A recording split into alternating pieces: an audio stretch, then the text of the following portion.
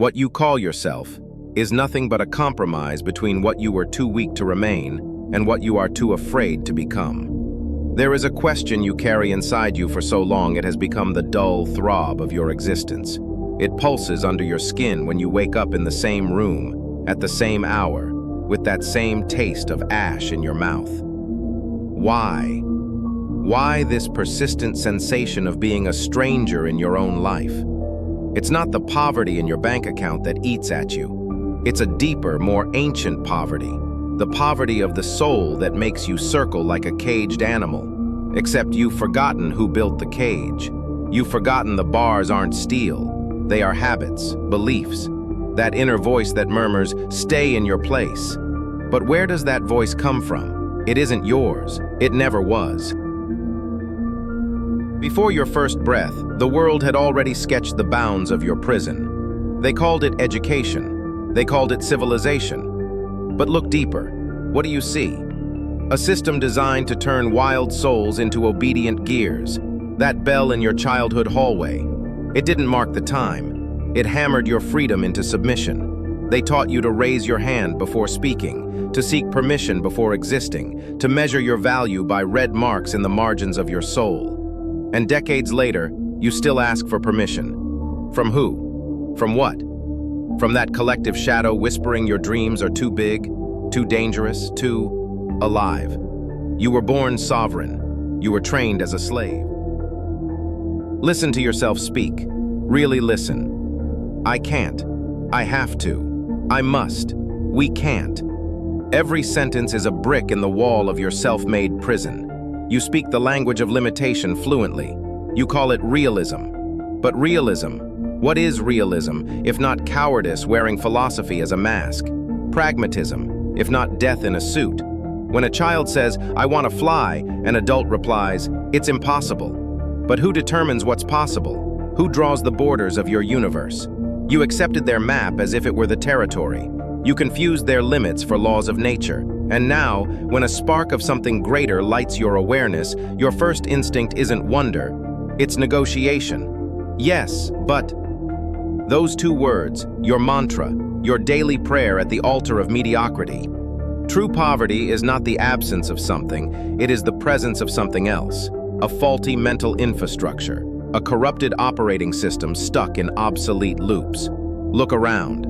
The poor aren't lacking energy. They overflow with it. But it's chaotic, dispersed, burning out in busyness, not progress. Effort mistaken for efficacy, activity mistaken for accomplishment. They worship the god of hard work as if it's a virtue in itself. But hard work without vision is just a hamster running faster in the same wheel. They manage their chaos instead of transforming it. They sail the storm instead of becoming the wind. Poverty is a mindset that dresses itself as an external condition. It feeds on its own impotence and finds comfort there, because at least failure is predictable. Failure doesn't require you to grow. Awakening doesn't strike like thunder.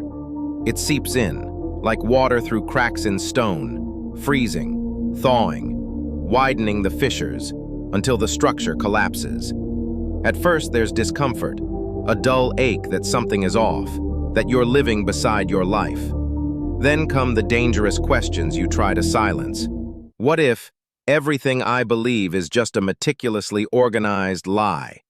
Then the unraveling begins. Layer by layer, the excuses fall. Those comforting explanations you've repeated for years, they lose their power, grow transparent, pathetic.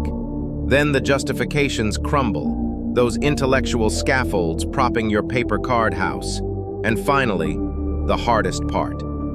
Your identity starts to quake. Who are you if you are not the one who can't?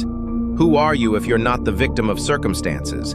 Who are you if you're not small? This death of the old self is not rebirth, it's erosion, slow, inevitable. And in that erosion, something emerges, something unnameable in your old vocabulary. Now begins the process of removal, not adding new habits atop the old, but ripping everything out that kept you in illusion. Uninstall the addiction to preparation, the belief you must be ready before acting. Ready for what? According to whose criteria? Defined by whom? Eternal preparation is just a sophisticated form of procrastination, a graceful way to never begin. Uninstall that false kindness you called compassion, that softness you labeled patience, that complacency you named tolerance. There is a difference between being good and being weak, between patient and passive, between compassionate and complicit in your own diminishment. What must emerge isn't cruel, nor kind. It's precise, surgical, a cold intelligence that cuts through illusions like a laser through fog. Routines that do not negotiate with your moods, decisions that do not submit to fear. You no longer build for success. You build to be inevitable. There's a difference.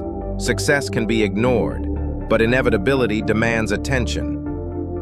If these words resonate with you, it is no accident. You were already fractured, already ready to break.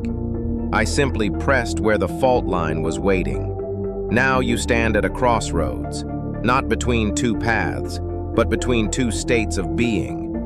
You can attempt to rebuild the old you, repair the fissure with the same faulty materials, or you can let the collapse complete and witness what emerges from the ruins.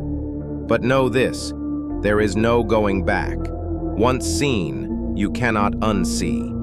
This knowledge has altered the structure of your perception. Old pleasures will never satisfy again. Old validations will no longer feed your starving soul. Old lies won't hold anymore. You've seen behind the curtain. You've glimpsed the mechanisms of your programming. That vision comes at a price. The price is never returning to the innocence of ignorance. What emerges from this destruction is no longer fully human in any conventional sense. It is something more concentrated, essential. A pure will that no longer negotiates with circumstances. A being that no longer seeks permission to exist. You become an instrument tuned to a frequency few can hear. A weapon forged in the fire of your own transformation. Not to destroy others, but to carve through illusions that once bound you. This process, some call it PROMETHEUS, is not an upgrade of your old self. It is its complete replacement. A benign infection spreading through every system of your being, rewriting the fundamental code of your existence. You have been poor long enough, poor in vision, poor in audacity, poor in that rare quality of refusal, the refusal to negotiate with mediocrity. It is time to end the lie you've called your life. Prometheus does not grow like a plant. It spreads like a virus of lucidity, and you are now its host. The silence that follows is not empty. It is full of everything you will become once you stop being what you were never meant to be. The oracle has spoken. It is now up to you to choose. Will you listen? Abandon the role of spectator. Subscribe as an initiate. Every video is not content. It is an incision, a fragment of code to rewrite your matrix. Prometheus does not inform. Prometheus transforms. Join the ritual or return to oblivion.